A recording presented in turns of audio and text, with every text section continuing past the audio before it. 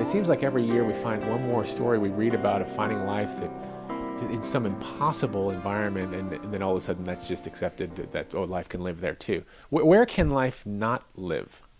Well, from now decades of searching for life in all the odd places, the one rule that we can say, the one boundary, is liquid water. That is really the boundary. That's the important boundary for life. As long as we can have liquid water, everything else can be to some extent negotiated. Energy sources, other elements, all those sorts of things can be negotiated, but liquid water. And Earth has lots of liquid water. It's just about everywhere on this planet, and so the deeper we dig and the farther we look on Earth, we tend to always find life because we're always in environments that are wet or have liquid water at some level. In the Antarctic deserts, in the Chilean deserts, everywhere there's some water that life can get a hold of, and then it negotiates the rest. But when we look beyond the Earth, then the liquid water becomes an important constraint. We look at Mars, we don't see liquid water very many places at all, if at all. Venus, elsewhere as well. That's why you often hear NASA's search for life described as follow the water. Search for water first. If we can establish that a place has water, then we're much, much more interested and much, much more optimistic in the possibility that it has life. Now, one of the things we do is generalize that.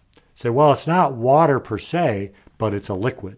Life needs a liquid. Life wants to be squishy, and it needs a liquid to be squishy in.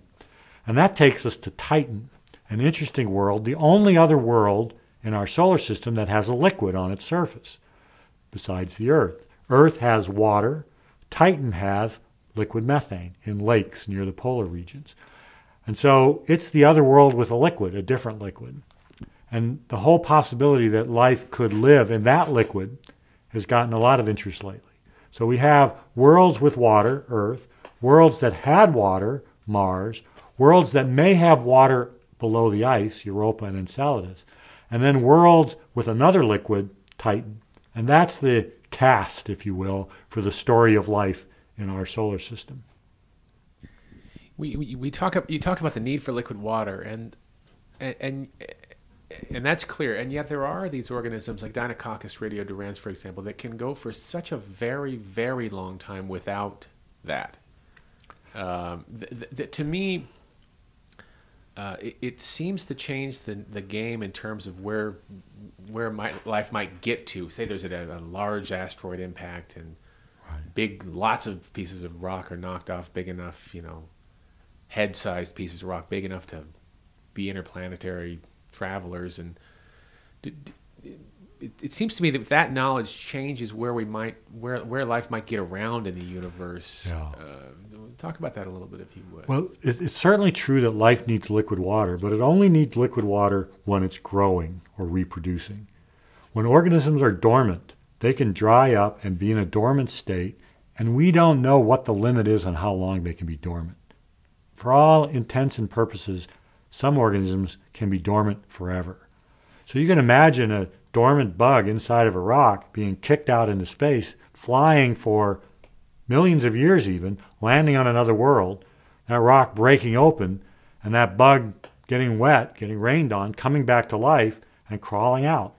One giant step for a small bug, one small step for a bug, one giant step for bug kind, and here they are on Mars, or that could have been Earth, and the bug could have been flying in from Mars. So the ability of organisms to spread in the dormant phase is something we don't even fully understand. And my thinking is that it's entirely possible for organisms to spread from planet to planet, and I think even from star to star, because they can be so resilient in the dormant phase. They're not growing, but they're alive. This is, in a sense, what we've done to Mars. We've put organisms inside spacecraft on Mars. They're not growing. They're not doing anything. They're just sitting there. They are a potential to grow if conditions ever changed. And this is a very important distinction. Life needs water to grow, but life can be dormant almost forever, just in dry, dehydrated state, living inside rocks, dormant inside rocks for a very, very long period of time. Yeah, the word living gets strange there because this is all the potential for living is there, and obviously it's going to need to bump into a place with its requirements met, where its requirements can be met, and some water and exactly. So these organisms are alive, but they're not living in the sense of they're metabolizing right now. They're dormant. That knowledge, which is not brand new knowledge, you've been studying bugs, if you will, for a long time. Does it change the way you look at the universe in terms of where we? Does life need just to get started once? And is it basically? Yeah. I mean, I guess my question, and I think it's a fun question: is life unstoppable now? In a sort of. We don't know, and this is an important question. It could be that when we go out and search, what we find is all the same life, all the one tree of life. That life is spread. Even without humans to help it, life is spread. This question, can life exchange and is life unstoppable even on its own, has affected the way we search for life. I remember years ago, just the question of searching for life on Mars was purely a question of detecting life on Mars, because by definition, an alien was any life form on another planet. That was our definition of an alien. An organism from another planet equals alien. We're searching for aliens. Now we've changed the definition. We say an alien is an organism that is not on our tree of life, regardless of what planet it is on. So now we go to Mars, we have to search not just for evidence of life, but we have to search for enough evidence that we can put that organism in relationship with our life to determine if it's our cousin, our relative or not. If it's our cousin, it's not an alien. It may live on Mars, but it's not an alien. So now our definition of an alien is an organism that is not related to the genome of life on Earth. Was there a moment when that occurred? I mean, sort of like the moment when when Pluto was demoted. I mean, was there a moment when a particular conference, or when that? Because I did not know that. I would assume that if we if we went to Titan and found a 9-headed fang-bearing methane swimming. We would certainly call that an alien, whether he shared my DNA.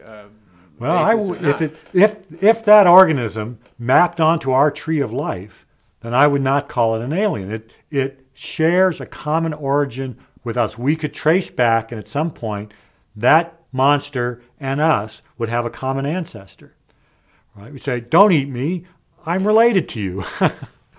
If that organism represents... It doesn't work well on Earth. Yeah, it doesn't work well on Earth. In fact, it's the opposite. We eat things that we're the most related to. But if we go to Titan and we find something living in the methane, it's very unlikely that it's related to us, because what we have on Earth is water-based life using water-soluble molecules. What we're going to have on Titan is methane-based life using methane-soluble molecules. So the probability that we share a common origin, that we share DNA with a methane organism is essentially zero. You're right about that. A sea monster on Europa would have been a better... Yeah, or a microbe on Mars. That's the real story. We go to Mars, we might find a fossil and say, oh, wow, there was life on Mars. But that's no longer the interesting question. Now we want to find the actual organism. We want to look at its DNA, or whatever it has for DNA, and say, does that organism related to our life form? If it is, then it's just a distant cousin from another planet. If it's not, then it's an alien, and we have proof that there's been two origins of life right here in our solar system. I think one way to get those answers is to climb on board rockets and go to other places and search, or send your probes out on rockets. Another thing we do in the meantime is we learn better how our universe is put together and how carbon behaves, and how over time does this question of another tree of life, a separate tree of life, does it become clearer to you over time that that's probably less likely, or does that still just remain a...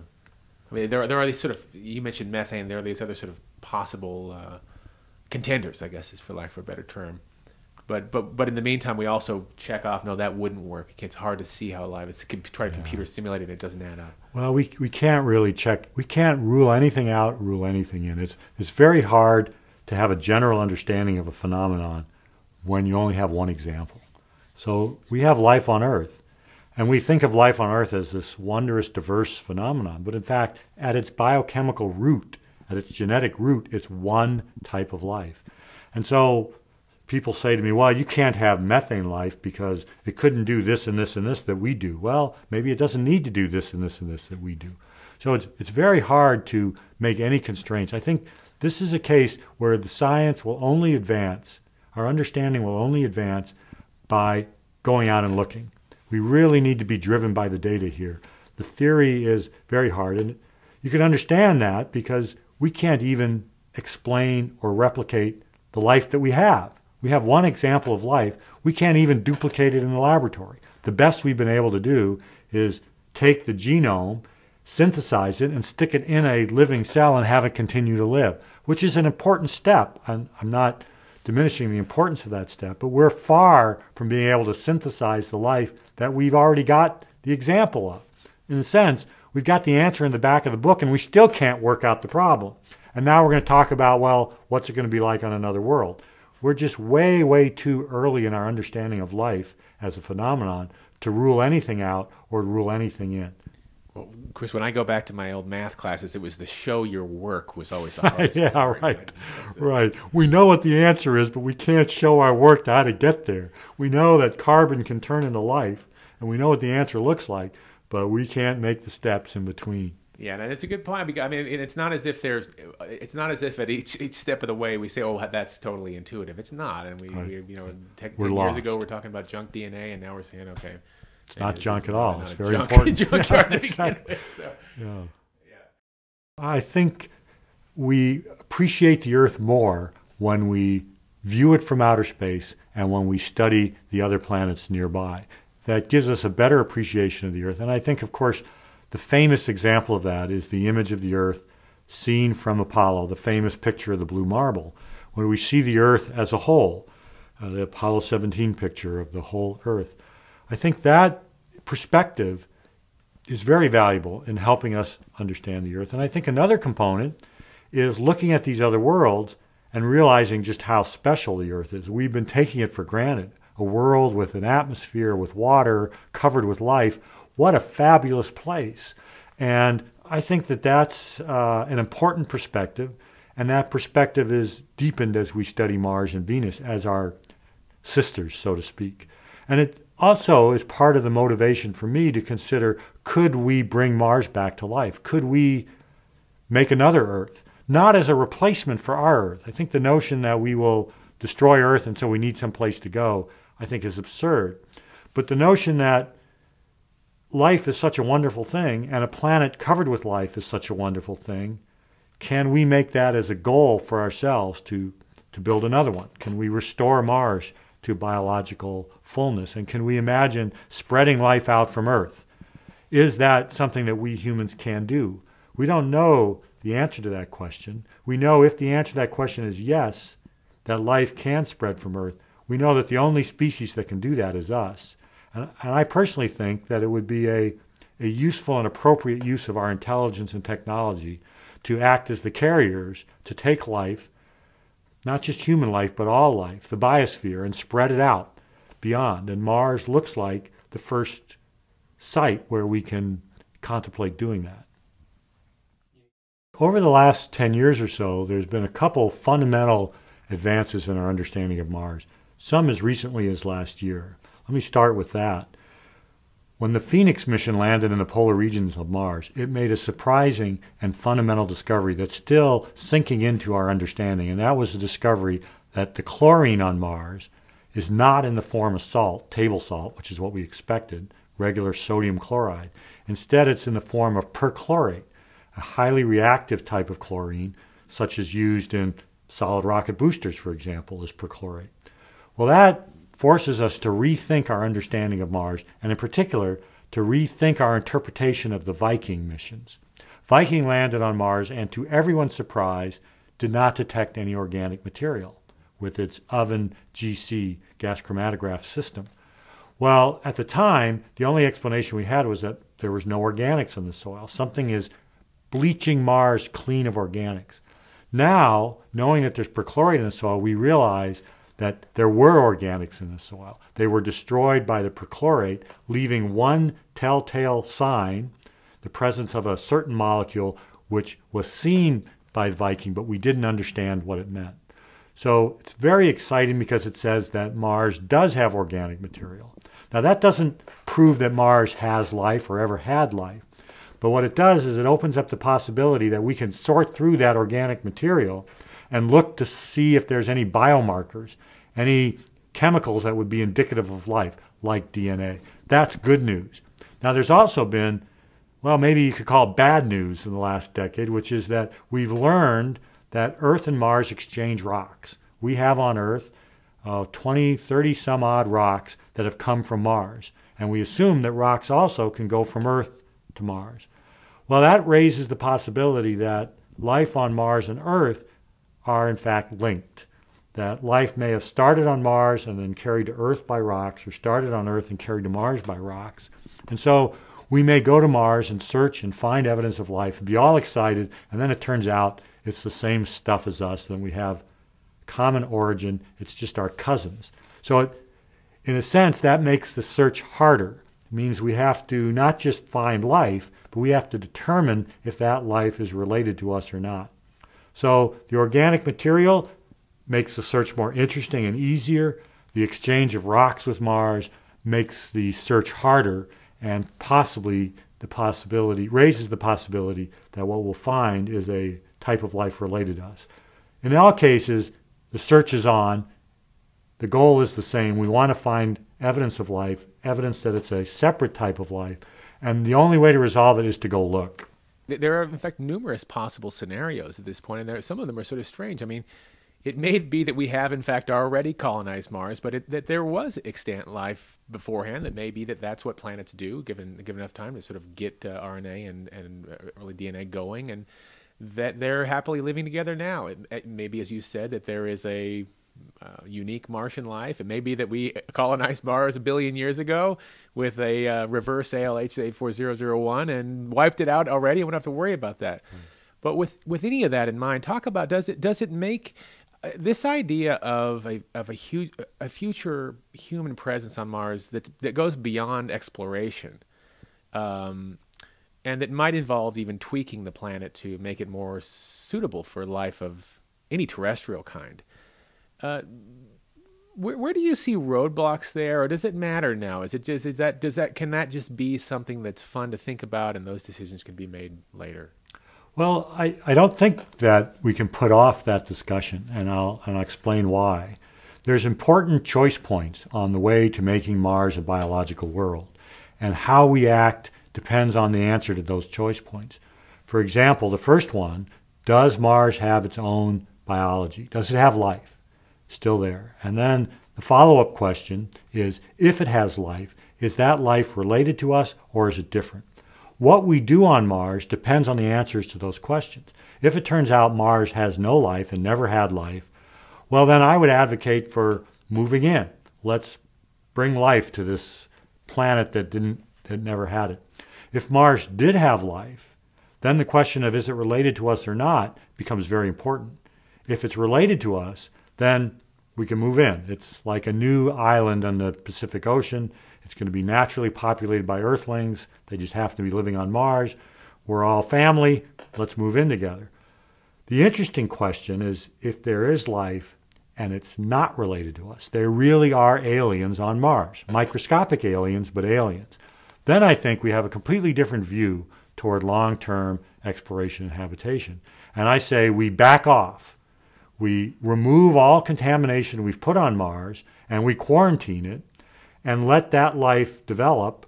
We still terraform it, but now we terraform it for that life. Let that life grow, create another planet with its own biosphere, and study it. And maybe we will decide that, okay, it is possible for us to cohabitate on the same planet, but we ought to err on the side of caution and not do that until we're absolutely certain that cohabitation is possible and in the best interest of both types of life. I think we need to be very, very careful in that scenario. It creates a potentially very dramatic moment in the future when some explorer is out there either with a robot or with his own two hands or her own two hands, and does make a discovery that this planet has something that will keep us away forever. Essentially, that's a big moment and a potentially extremely disappointing moment.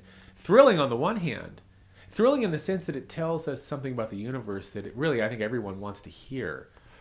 Which is that we are not alone, that this is a universe that loves and for whatever reason desires life, for lack of a better term. But it is, in any case, a dramatic moment. It's a very dramatic moment, and I think it'll be important and positive because the information we could gain by having a second type of life to study could be enormously beneficial, as well as addressing the philosophical question. But there's another point here that needs to be factored in.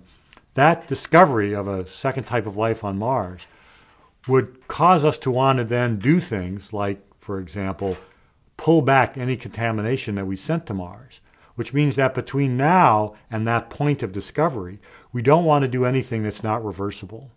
Because if at some future time we discover life on Mars, and we discover life that is different from life on Earth, we'll want to decontaminate Mars.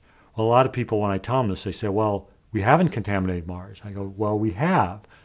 After Viking, we stopped sterilizing spacecraft. So we know for a fact that there are on Mars, at many different sites, Earth bacteria alive, not growing, but they're dormant and alive. We know where all of them are. We know where to find them. We could, if we wanted to, go bring them back. So we are still in a position where our contamination of Mars is reversible. To some extent, I would have to butt in and say, I mean, it seemed like for a while the Russian turned smashing robots into the surface of Mars almost into a sport. In those cases, we're talking about probes that are potentially buried, considerable distance under the surface with the same, if not worse, contaminants. Well, they're not going to be buried too deeply, though, because Mars has an atmosphere. Yeah. And so things coming down slow down. They may hit the ground at a couple hundred miles an hour, but that's very much slower than interplanetary speeds. So it's unlike, say, hitting into the moon, where impacts are unreduced in velocity all the way to the ground, smash. So on Mars, there are craters and there are smashed spacecraft. And we've smashed one ourselves. Mars Polar Lander in 1999 crashed in the South Pole and is probably in a crater a meter or so deep.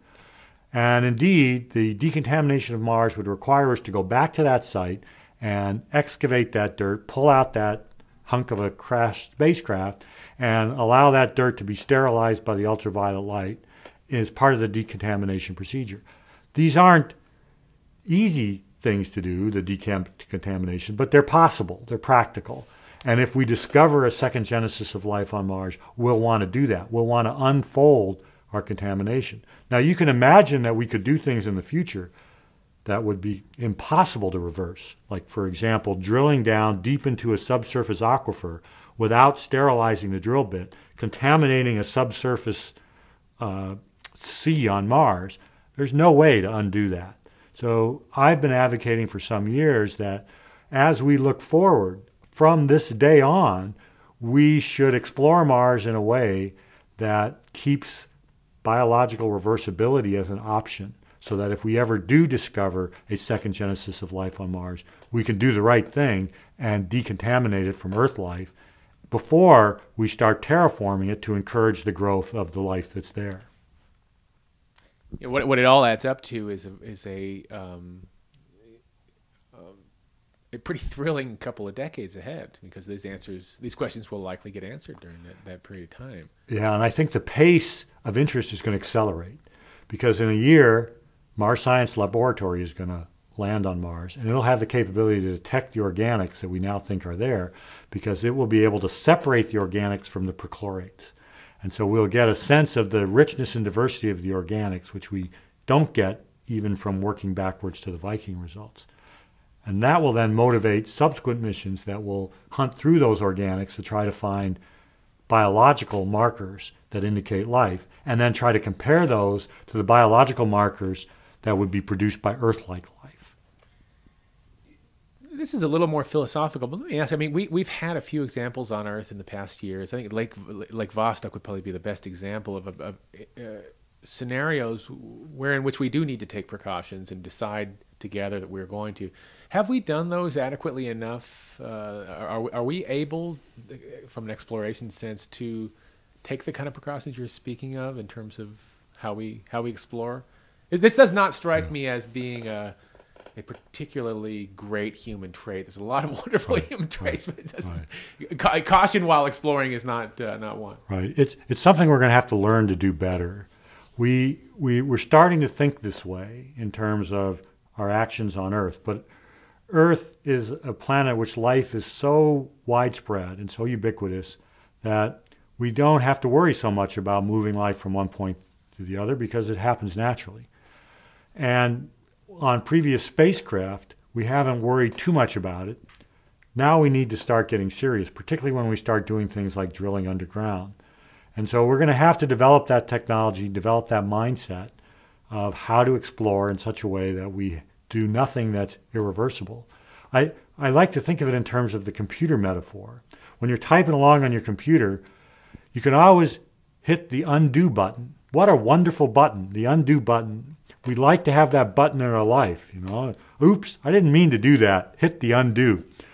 Well, on some computers, when you're about to do something that if you do it, you can't undo it, it warns you. Do you really want to do this? Because if you do it, you can't undo it. Undo is not an option here. Well, we got to think that same way on Mars. Many of things we're going to do, we can hit the undo button. Everything we've done so far, we can hit the undo button. But some things, like drilling down deeply, cannot be undone if we do them wrong. And when we do those, a sign ought to pop up. Do you really want to do this? Because if you don't do it right, you can't undo it. Right? Sort of a warning. We've had this run on Mars since 1997, where we just have a constant presence there. There are times that I've thought to myself, there have been times in the past number of years where we've had 5 functioning orbiters and slash rovers on Mars, and you think to yourself, we live there now. Yeah. Will this continue unabated, do you think? Well, let's hope so. Mars Science Lab will land on Mars in about 2 years. It'll launch in a little more than a year. And it is designed for a long life. It is designed to work at least 2 Earth years, 1 Mars year. And with any luck at all, if it survives those 2 Mars years, it could go on 1 Mars years, 2 Earth years. It could go on for decades. It's a very capable long-distance runner. And so it could be on Mars for quite some time. And we have orbiters that are operating, more to come. So we do have a lot of spacecraft on and around Mars. But remember, it's a big, big planet. It's got the same area as all the continents on Earth. Imagine saying, well, we've got 5 spacecraft exploring North America. Well, you know, that's nice, but you're not going to get to everywhere you want to go. And North America is tiny compared to Mars. So we've got a long way to go before we really can say that we've really checked this world out. The other area where we are still very, very new in our exploration is downward. We've taken pictures of lots of places, and we've done some roving, but the deepest we've dug is about that deep. The subsurface is completely unknown. It's really the frontier on Mars is down. That's the way to go. I can imagine drilling down and taking a core, just like we do on Earth, and looking at the record. What's underground on Mars? We don't really know. We are surprised to find that there's ice in places where we don't expect ice, excavated by craters. There was a very interesting paper a few months ago looking at places in mid-latitudes where there were recent craters, and we could see on the bottom of the crater ice. A few days later, the ice is gone. So there is unexpected ice at mid-latitude. So the subsurface is more interesting than we thought, and I think it's high time to start sending missions to start drilling down into it. Thoughtfully, carefully, in a way that doesn't introduce contamination. You used the word surprise a number of times, and I think when I think about Mars exploration during my lifetime, really it's almost a continuous surprise. And in fact, space exploration in general is almost a continuous surprise. We do set up hypotheses for space science based on stuff we find on Earth, but we guess wrong a lot. Is that one of the fun parts? And I guess as a secondary part of that question, do you mind being wrong? I mean, do you mind being surprised / wrong? It's an interesting observation. I think you're exactly right. One of the things about planetary science is that we are wrong so fast and so often. So we, for example, sent a mission to Titan. We were so sure that Titan had an ocean that the probe was built as a boat. It gets there, it lands, and it's in a desert that extends for thousands of kilometers. There's not liquid anywhere to be seen. We were so wrong. And I like that because it makes it fun and stimulating. And it also tends to knock us down. And so we don't end up with as much of a institutional and disciplinary ego as some other fields of science do because we've been wrong. And I've published many papers that have proven to be dead wrong. And so I'm a little more circumspect about bragging about how right I have to be and so on. And I think it makes planetary science a more friendly discipline than many other disciplines that have similar mathematical and physical aspects like astrophysics or physics or solid state physics. There's some areas like that. And I think the reason is because we get to be wrong so much. You know, part of that is and the reason we get to be wrong is because all of this information is coming in.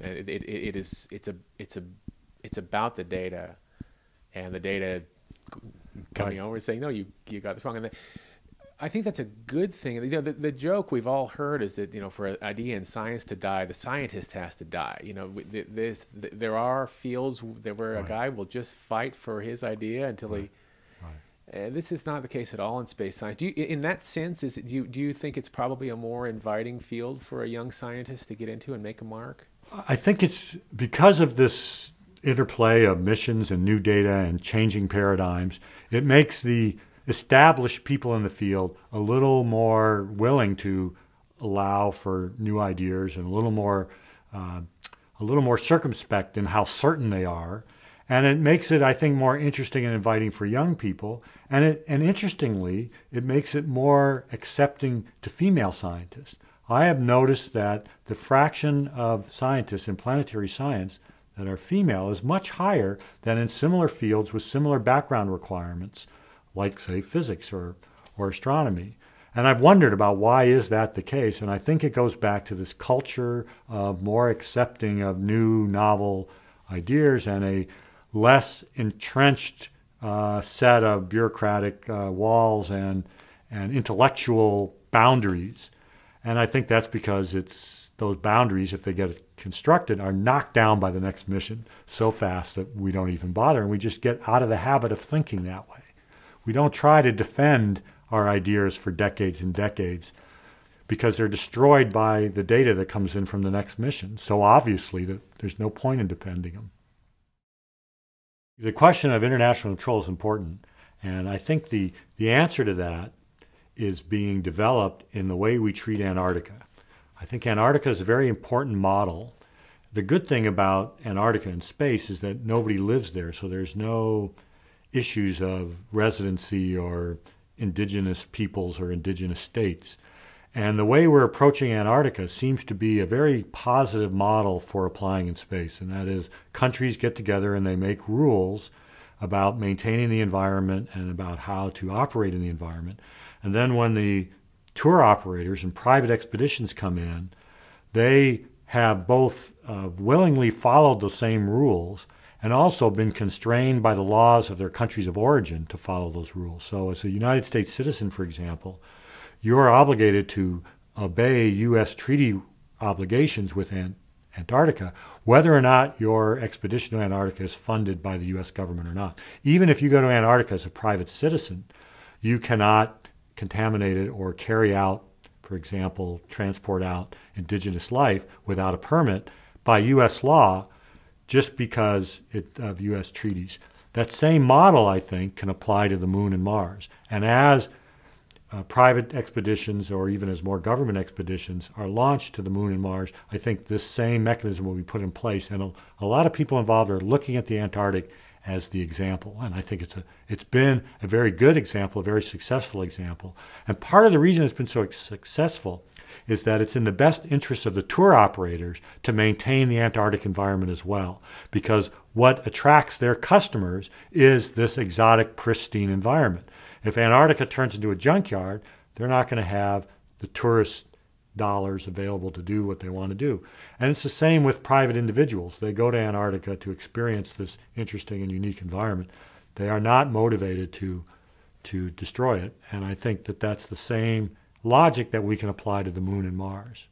Let's talk a little bit about Explore Mars and the Mars Education Challenge and this desire to set up prizes and incentives to get young people thinking about Mars and drawing up plans for Mars. Yeah, I like the plan because it does tie Mars into education, and it gets teachers involved, and it provides an incentive for teachers to develop curriculum for Mars, and that's great. But I think the really clever part about it is that all the teachers will develop curriculum which will then be available to each other. So you, in a sense, we're crowdsourcing the educational task by taking all the output from all these teachers and then making it available to be shared. You can think of in the past, you did a contest, teachers would do stuff, someone would get a prize, and then all the effort was basically just meld back into the background. Here, the goal is to use all this effort, all this curriculum development as material to develop things further. And the sense of a prize and award is to just spur innovation, but to make use of the fact that all of these teachers are going to develop useful things and then treat them as shareware, where one teacher can use the curriculum from another and build on it and do more and more and more. And hopefully that interaction will create open source curriculum that any teacher can use, and it'll generate more for everybody. Space, search for life, Mars is just such a natural way to excite kids about science and engineering and math.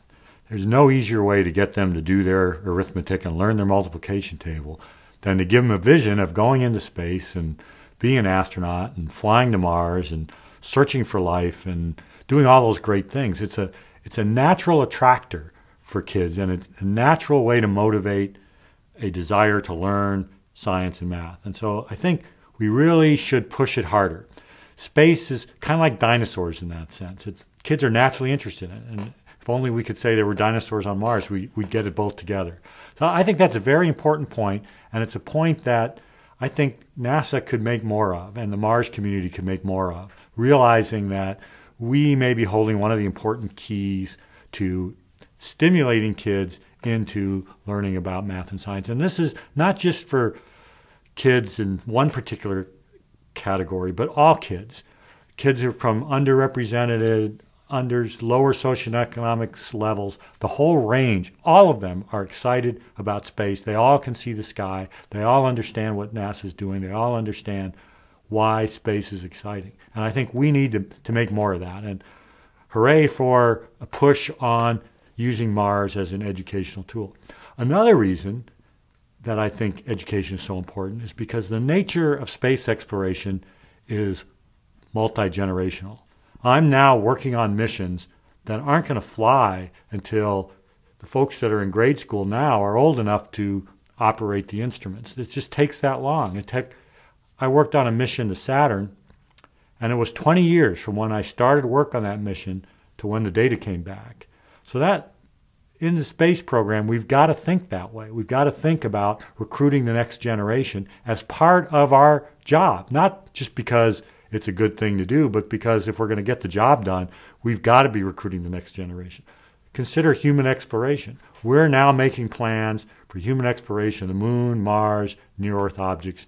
Well, the astronauts that are going to be in those boots, the men and women that are going to be on Mars, they're little kids now. So we've got to get them interested and motivated because that's where the recruitment's got to start. So education's got these two aspects. It's a very good way to inspire kids, and it's necessary for us to achieve our mission, to do our job, to inspire and recruit the next generation and the generation after that. In that sense, you're almost a you almost have a double agenda when you're going out and probably talking to young people or giving talks here and there. You're on the one hand, you're going out to convey knowledge, but on the other hand, you are in fact recruiting. Do you sometimes look at a bright young 8 or 10-year-old and think, I could probably use this kid in my lab in a few years? Exactly. When I go out and give talks, I think that. I think I'm trying to plant seeds that might grow into trees that will come and produce a harvest for us at NASA. And I'm now old enough that I've seen the process happen. I run into students now that say, oh, I remember hearing you talk 20 years ago, and that was part of what motivated me to da-da-da-da-da. And now here they are working with us, doing science and engineering. And I think that's wonderful. And it's amazing and incredibly fulfilling personally to feel like, one, we inspired these students, and two, that here they are joining us and helping us complete what we need to do. It's a feeling like no other, and it's a feeling that gets stronger and stronger as I get older and older. This is, I think, probably one of these hidden benefits of getting older. Is one of the things people don't talk about is that feeling of satisfaction that you can get as you watch young people come into their abilities. That's right, and inspiring the next generation. It's really, there is a satisfaction that comes from that, and being impressed by how bright and motivated these students are. Now, I tend to see the brightest and the most motivated, but it really is a pleasure to watch a student develop an interest and pursue it, and the feeling that, yeah, we're doing something and we're going to pass it on to another group, and it's a capable group, a motivated group, and the story continues. With that in mind, I think that's great. What do you tell these kids when you go out and give talks and hope to snag a couple of them into a line of work that's obviously been so satisfying for you? What is the pitch? Well, for me, the pitch begins with Mars and the question of life on Mars. And I tell them to think about Earth. What is the most interesting thing on Earth? It's life. We take it for granted because it's all over us. We throw it out the door in the morning. We eat it for breakfast, lunch, and dinner. But when we think about it, life is an incredible phenomenon, and it completely covers and dominates this planet. And we owe our existence to that cover of life. Well, now look at Mars in contrast and wonder, was there ever life there? And that's an interesting science question. Was there ever life there? And I try to point out why that's an important question and possibly a very practical question. But where I think they really get hooked is when we then say, okay, now imagine the future. So we want to ask, was there life on Mars? But we also want to ask, could there be life on Mars in the future? Could we go there? Is it a place where we humans could live and work? Is it a place where we could imagine reconstructing a biosphere, creating on Mars what we have on Earth, a world full of life? And do we want to do that? And is that something that would be worthwhile for a species like ours to contribute to? Is that something that we want to undertake? And to challenge them with this notion of looking beyond the Earth and understanding life, the role of life, and the future of life. And then saying, these questions are questions that you can help answer, that you can address. And the answering is going to Mars. It's also studying places on Earth, the Antarctic deserts. It's also just in everything you do in terms of learning about math and science and honing the skills that are necessary to ask the questions that relate to this story. We often talk about Mars and math and science as if that's the only dimensions to it. But in fact, Mars, in a way, has all the aspects that Earth has. You could get interested in history, you could get interested in literature, you could get interested in storytelling, you could get interested in how humans learn. All of these things can come from that pull that a student can have for Mars. And I'm reminded of the time once when I had a student come to work with me. We're doing Mars research, we're doing laboratory work, and I said, well, what are you interested in? Expecting math or chemistry or physics. And she said, well, I'm interested in anthropology. And I said, oh, okay, well, we can find something here. And we started studying the human experience in Antarctica, what it felt like to be a human in an extreme environment, isolated and cut off, and how that would extrapolate to the human experience on voyages to Mars. A very interesting and very appropriate anthropology question. And so in a sense, Mars has many, many different facets, And students can channel their interest or find ways to express their interest through aspects of it. And so if you can get them thinking, well, this is a cool place. It's okay for me to be interested in something if it's got the word Mars attached to it. I don't feel like such a nerd because this has got some cool outer planetary connection. And it can flow back into whatever discipline or mix of disciplines the students like. And it can also show them that the real interesting problems, the real challenges that we face as a society are multidisciplinary. We need all these people working together. We need to understand the human element, the physical environment. We need to understand the mathematics. We need all of that working together if we're going to solve the global challenges and the global opportunities that we face as a civilization. And Mars illustrates that, the necessity of interdisciplinary work. And I think you point at like a Saturn V nozzle and just point at that and say math and science. It's a physicality to it. Right. There's a certain concreteness that shows that's how you get to Mars. But then there's a whole other parts of the problem too. The human factors, the motivation, the history, the lore, the literature, the English. We had one group of high school students that were doing English class, and the theme was Mars exploration as a way to approach literature, looking at science fiction, looking at mythology, looking at the whole range of literary influences and perspectives on Mars. And it's a fascinating class in literature and comparative literary traditions. And so and the students were jazzed about it because they were jazzed about Mars. And so they're eager to read these stories and eager to discuss and do the literary criticism job because of the Mars connection. So Mars can be a pull to motivate students, not just in math and science, but in English and anthropology and other areas. It's a context in which you can be passionate about something. Exactly. And it's easy to get interested in it and then channel that into something that would otherwise be a difficult task, but becomes interesting because it's related to what you're interested in. Chris McKay, ladies and gentlemen, this is Sam Burbank with John Espy on the camera. Thanks for doing this today, Chris. You bet. My favorite topic.